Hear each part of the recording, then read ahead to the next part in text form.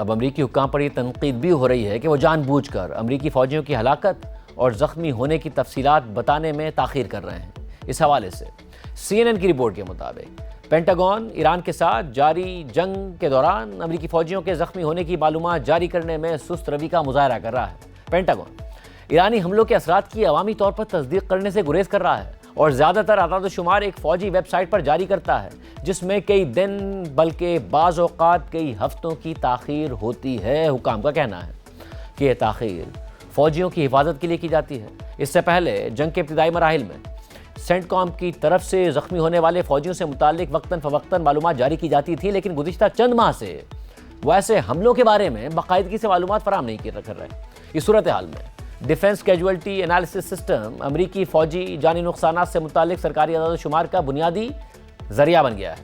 CNN کے جائزے کے مطابق اس نظام میں معلومات اپڈیٹ کرنے میں نمایاں تاخیر دیکھی گئی ہے۔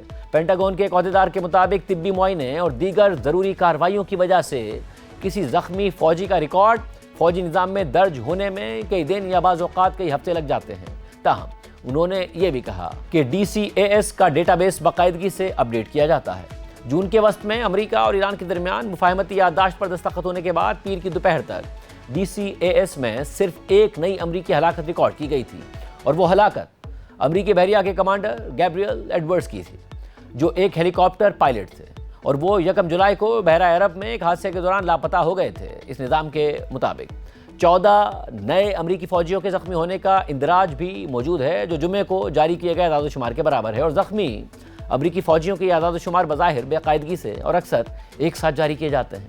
13 جولائی کی ڈیٹا بیس کی اپڈیٹ میں امریکی فضائیہ کے ایک اہلکار کے زخمی ہونے کا اندراج کیا گیا، جبکہ 17 جولائی کی اپڈیٹ میں 10 فوجیوں اور 3 بحری اہلکاروں کے زخمی ہونے کی اطلاع شامل کی گئی۔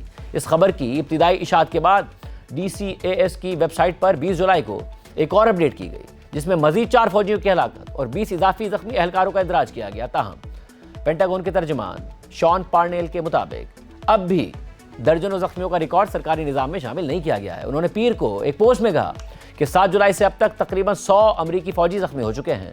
ان کے مطابق زیادہ تر زخمیوں کو ہلکے درجے کی کنکشن ہوئی۔ شان پارنیل نے اس سے پہلے CNN کو بتایا تھا کہ معلومات جاری کرنے میں تاخیر مشرق وسطیٰ میں تعینات 50,000 سے زائد امریکی فوجیوں کی حفاظت کے لیے ضروری ہے۔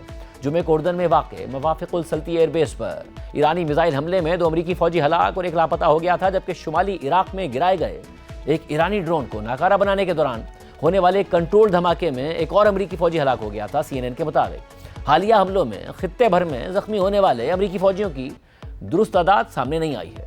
سینٹ کام کے مطابق عراق کے واقعے میں ایک فوجی زخمی ہوا، جبکہ اردن کے ایئر بیس پر حملے کے بعد زخمی ہونے والے 4 امریکی فوجیوں کو اردن کے اسپتالوں میں علاج کے بعد ڈسچارج کر دیا گیا ہے۔ سینٹ کام کے مطابق اس کے علاوہ کچھ دیگر اہلکاروں کا معمولی زخمی ہونے کے بعد طبی معائنہ کیا گیا اور وہ دوبارہ اپنی ڈیوٹی پر واپس آ گئے۔